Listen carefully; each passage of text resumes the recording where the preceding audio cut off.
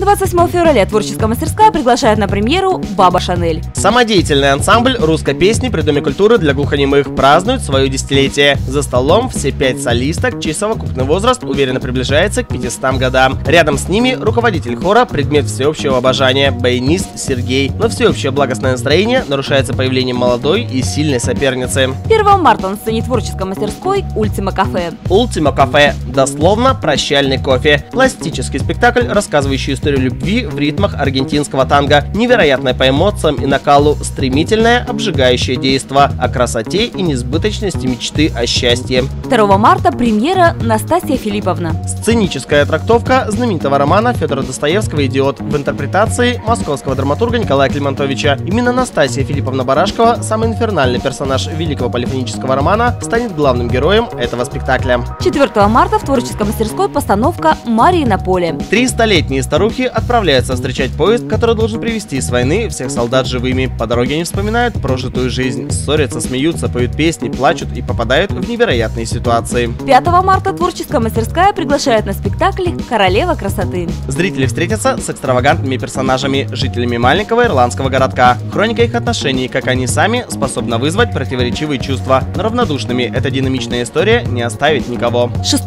марта на сцене творческой мастерской «Двое в большом городе». В основу спектакля легла пьеса известного драматурга Татьяны Москвиной «ПДД». Смешные и грустные истории про наших современников. Обычных, одиноких, не самых удачливых и не очень счастливых людей.